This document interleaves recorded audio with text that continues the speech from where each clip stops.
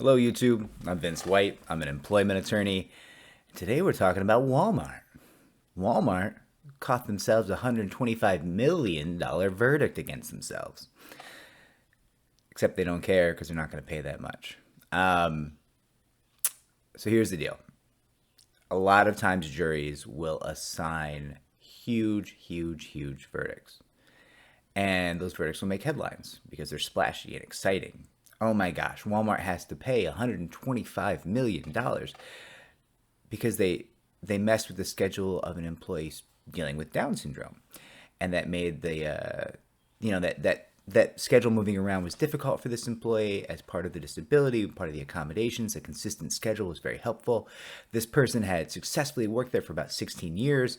So yeah, what Walmart did was wrong, right? I mean, if they knew this person had worked successfully for 16 years with their disability, with Down syndrome, and one of the keys to that success was a consistent schedule, then yes, of course, they're jerks and bad people for messing with that human schedule, right? That is uncalled for and not necessary. And there's no question in my mind that a Walmart can schedule enough people to make that work, right? That's undoubtedly clear. Walmart's not worried about the $125 million verdict because they released a statement, and they're right, that they expect to pay about $300K. Yeah, listen, we can quibble about whether it's going to be $300K or not.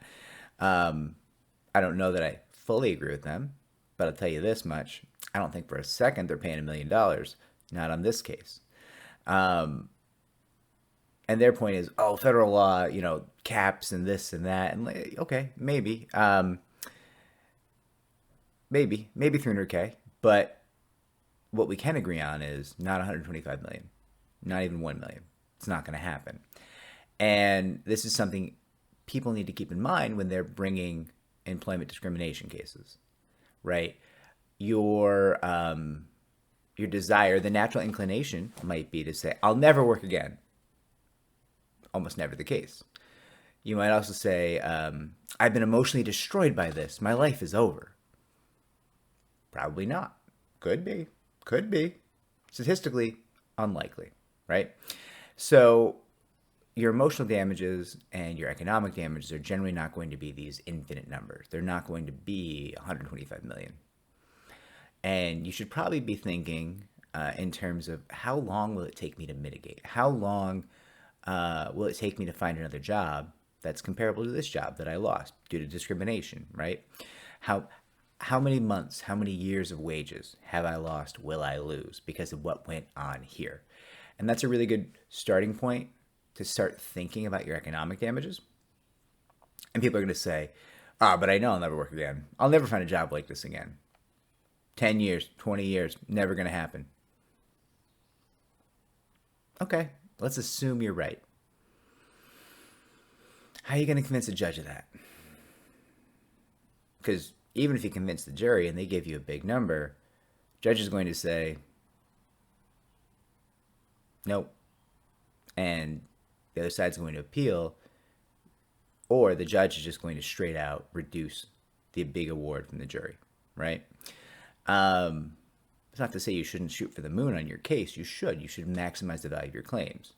I'm just saying $1 million case is a very rare thing, and you should be aware of that, right?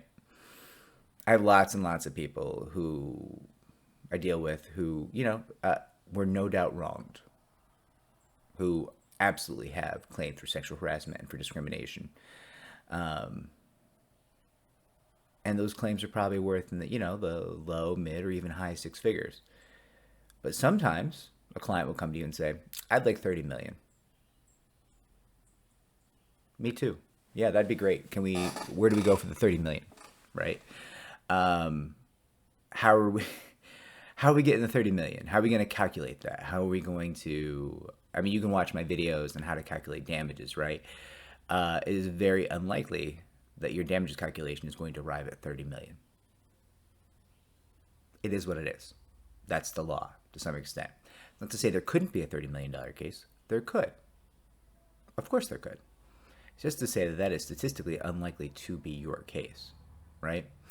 I will link the article. The article is actually quite well done by Yahoo News, no less, which is surprising.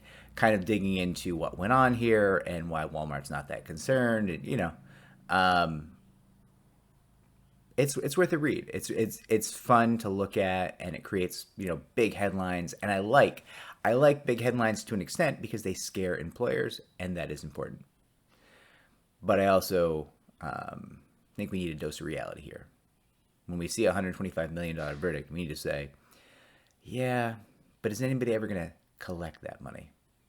Is anyone ever going to see that money? Is this person who was wronged going to receive $125 million? Nope. Nope, they're not.